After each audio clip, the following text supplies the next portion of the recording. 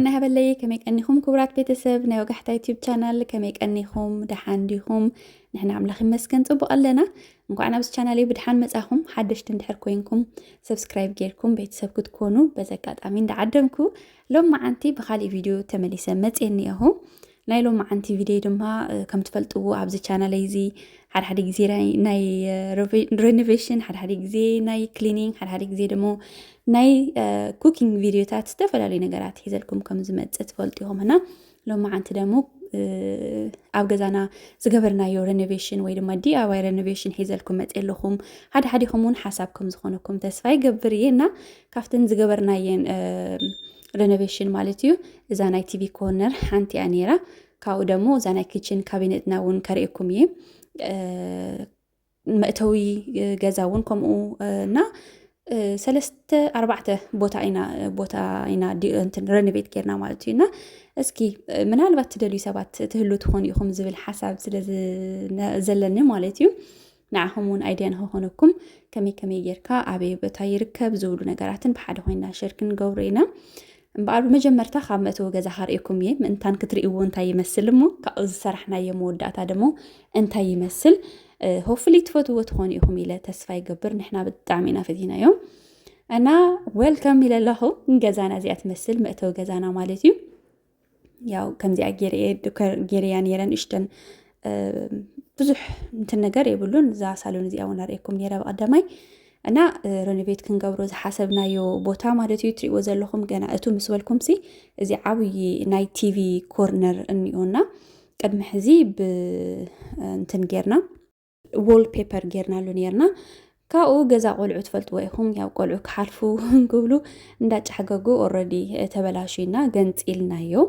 ካብኡ ደሞ እዛ ካልአይቲ ኮርነር ደሞ እዚኣ ናብ ናይ ደቂ ቤድሩም መእተዊት ማለት እዩ ከምኡ እውን እዛ ዓባይ ኮርነር እኒኣ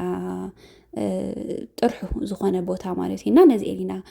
ሬኖቬት ክንገብር ሓሲብና ብዘይካታ ናይ ቲቪን ናይ ክሽንን ማለት እዩ እና ነዚአን ይመስላ ከም ትሪእዎ ዘለኹም ምንም ዓይነት ብዙሕ ተጋነነ ነገር የብሉን ቀለም ከምዚ ፊቸር ከለር ገለመለም እውን ኣይገበርናሉን ኢና ናብዚ ገዛ ካብ ንኣቱ ኦልሞስት 4 ዓመትና ኢና ስርሕና ካብ ንኣቱ ናብዚ ገዛ ማለት እዩና በቃ ምንም ዝገበርናዮ ነገር የለን እዩ ሶ ንነዊሕ ግዜ ድማ ንበዓል ገዛይ በተለይ ታ ናይ ቲቪ ኮርነርሲ ብጣዕሚ እየ በቃ እንትን ይምንያ ነይረና ፋይናሊ ሎም መዓንቲ ክንቅይሮ ሓሲብና ማለት እዩና ከም ትሪእዎ ዘለኹም ኦልሬዲ መጀመርታ ክንጀምር ተለና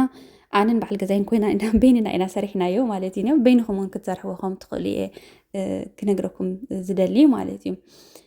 ጥራሕ ሓደ ተሓዚ ሓደ ቆራፂ ገለ የድልየኩም ይኸውን እዩ ብዝተረፈ ግን ብጣዕሚ ሶ ኢዚ እዩ ከምቲ ዝሓሰብናዮ እውን ኣይኮነን እና መጀመርታ እታ ናይ ቴሌቪዥን ድዩ ዋላ እቲ ናይ ክሽነ ድዩ ኩሉ ነተን ኩለን ቦታ ዝሓሰብናለን ቦታታት ኩለን ለኪዕናየን ማለት እዩ ብሜትር ካብኡ እቲ ዝደለናዮ ከለር እዚ እዩ ነይሩ ኦርደር ጌርናዮ ንሽተን ጽልም ዝበለ ደሊና ነርና ግን እንተሓሰብናዮ እቲ ገዛ ክጽልምት እዩ ሞር ዳርክ ዝኾነ ከለር እንድሕር ሓዊስናሉ ብዝብል ነዛ ከለር እዚኣ መሪፅና ማለት እዩና ሕዚ ኩሉ ለኪዕና በቃ ትክክለኛ በተለይ እንድሕር ለኪዕኹሞ ማለት እዩ ካብኡ መቁረፂ ዘድልየኩም መቁረፂ ጌርካ መቁራፂያ ማለት እዩ ሶ ኢዚ እቱ ፕሮዳክት እንታይ ከም ዝበሃል ኣብ ዲስክሪፕሽን ቦክስ ኮሜንትኹም ርኤ እቲ ቪድዮ እንድሕር ጽቡቕ ርኢኹሞ ማለት እዩ እንድሕር ፈቲኹሞ እንድሕር ትደልይዎ ኮይንኩም እቱ ኣይተም ዲስክሪፕሽን ማለት እዩ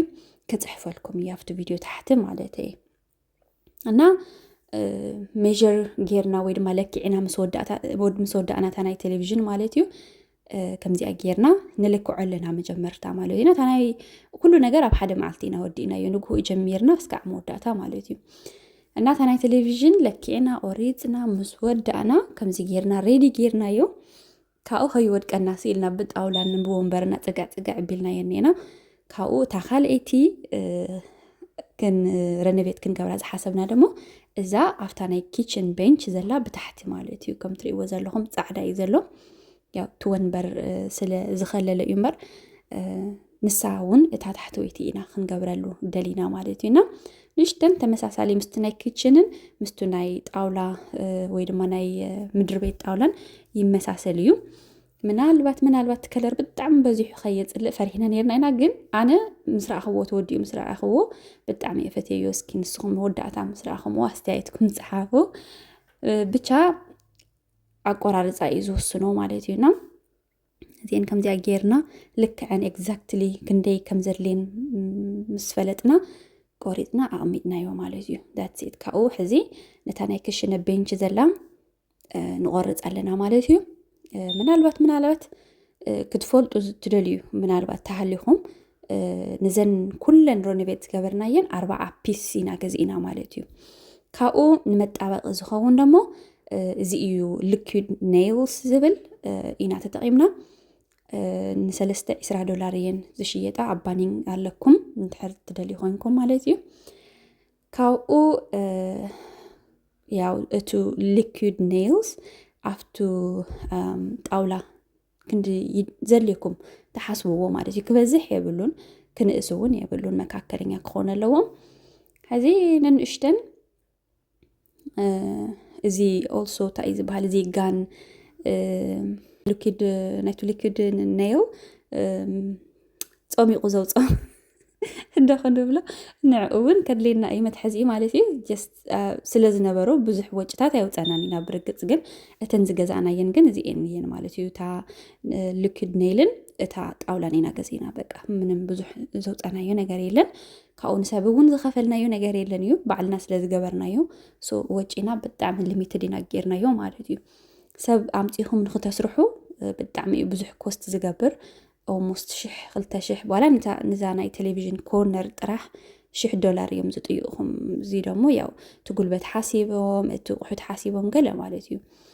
እና ንሕና ግን እታ ነተን ጣውላን ነታ ሊኩዊድ ኔይልን ጥራሕ 420 ኢና ውፅኢናለን ማለት እዩ ትጉልበት ካብ ባዕልና ስለ ዝኾነና ዳትስ ከምዚ ጌርና ሕዚ ኣነ ንበዓል ገዛይን ኮይና ኣነ ይቐብአሉ ንሱ ደግሞ ይልጥፍ እንዳበልና እንዳተሓጋገዝና እዛ ናይ ቲቪ ክንልጥፋ ኢና ክንውዳይና ማለት እዩ እዚ ሙሉእ ስለ ዝኾነ ኣይችግርን እዩ ንኽትልጥፎ እዘን ኣናእሽተን ግን ብጣዕሚ እየን ዘችግራ እዚ ታሕተዋይ ድሓን እዩ ናይ ታሕቲ እቲ ናይ ቲቪ ካቢኔት ስለ ዝሕዞ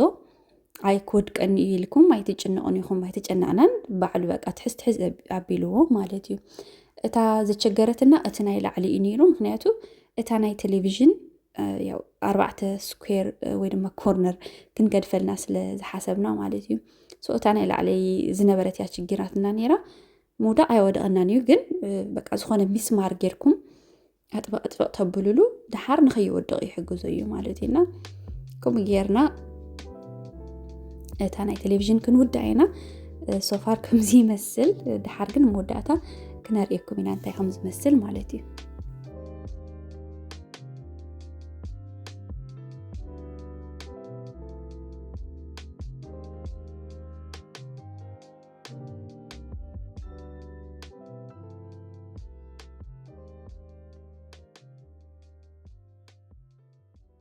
سوء أفتال علويتي أو فرق بتحنا هنا كم تزرعهم بمتحز جيركم دقف تبلو وموني إن غي ودكم سكعزنا كز ينبر 10 دقيقات راح يزيد اللي نخنقز يزبل تو instruction مالتيو كاون السمس ودانا دمو نفتنا يكشنا kitchen cabinet مالتيو نفتا kitchen bench ناي تحتا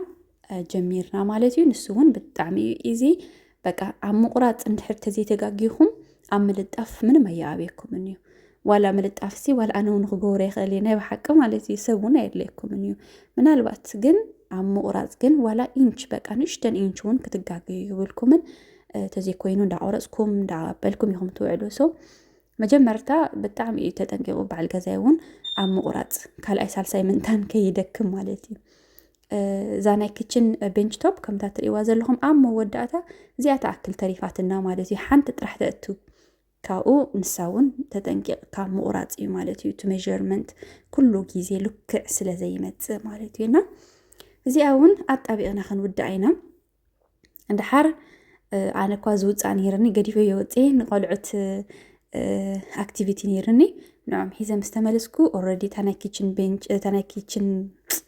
بنش توب وديت أنا حني سو زين هول واي دمو ከምዚኣ ጌርና ብጣዕሚ ኢዚ እዩ ባይዘወይ ምልጣፍ ምንም ኣይከብድን እዩ በቃ እንደ ግዜ ምክብለኩም እና እዚአን ልጥፍ ኣቢልና ወዲእናየን ማለት እዩ ብጣዕሚ ብዙሕ ግዜ ይወስድን እዩ that's it እዚ ይመስል ማለት እዩና ምናልባት ኣሕልፍ እንዳበልኩም ትሪኡ እንድሕር ነርኩም እቲ ቢፎርን ኣፍተርን ከርእየኩም የመጀመርታ እንታይ ይመስል ነይሩ ካብ ሕዚ ደግሞ እንታይ ይመስል ማለት እዩና ይሄው እታ ናይ ቴሌቪዥንና ኮርነር ነዚኣ ትመስል ነይራ ከም ትሪእዋ ዘለኹም that's it ከምዚ ፅልም ዝበለ ከለር ብሉ ኮይኑስ ዳርክ ብሉ ነገር ኢና ቀቢእናያ ነርና finally ነዚኣ ትመስል ማለት እያ ኮይናላ I think it looks beautiful እንዲያውም ገና ዲኮር ኣይገበርኩዎን የዕሬስ ቃኡ ክቕምጠሉ ዝደሊ ነገራት ኣሎ መብራህቲ ክገብረሉ ኣብቲ ቲቪ ገለ ሓሳብ ኣለኒ ንሱ ካሊእ መዓልቲ ክገብሮ እየ ኢለየ እዚኣ ሒዘልኩም መፅየ ሎማዓንቲ ማለት እዩና ብጣዕሚ በቃ ፍትው ኣቢለዮ it looks nice I think ንሽተን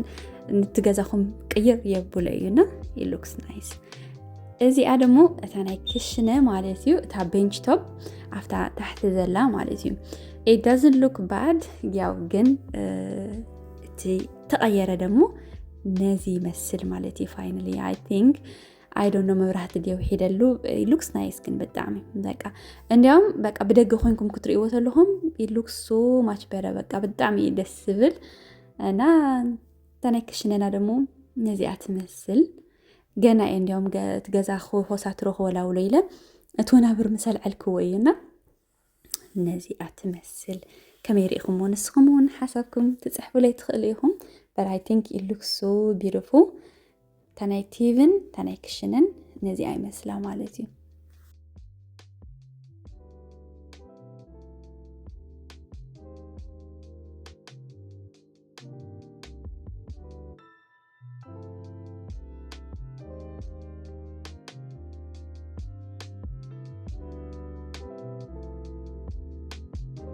ሕዚ ደሞ እቲ መእተዊ ገዛና ነዚ ይመስል ነይሩ መጀመርታ ማለት እዩ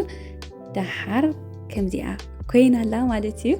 by the way እቲ ኣብ መንደቕ ዝነበረ ዲኮራት ኩሉ ኣውፅየ እየ ካሊእ መዓልቲ ካሊእ ክገብረሉ እየ ካርየኩም እየ ንሕዚ ግን እዚኣ እያ እታ ዋና ፊቸር ዎል እታ DIY ዝሰርሕናያ ማለት እዩ ካብኡ ቀፂለ ደሞ ነዛ ናይ ሆዌይ ወይ ድማ ኣብ ናይ ቤድሩም መእተዊት ዘላ ነዚኣ ትመስል ነይራ ካብኡ ቀፂልና ደሞ looks this now I think it looks beautiful it looks nice ብጣዕሚ ናፈቲናዮ በቃ ነዚአን ክንዕርየን ሓሲብና ሶ እተን ቆፂርና ዘምፀናየን ኩለን ነዚኣ ኮይነናና ማለት እዩና ልክዕየን መፅን ሶ ነዚ መስል ኣብ መወዳእታ ግን ሓንቲ ነገር ምናልባት እንዳሕለፍኩም ዝመፃኹም ተሃሊኹም ዘይሰማዕኹን እንድሕር ሃሊኹም ማለት እዩ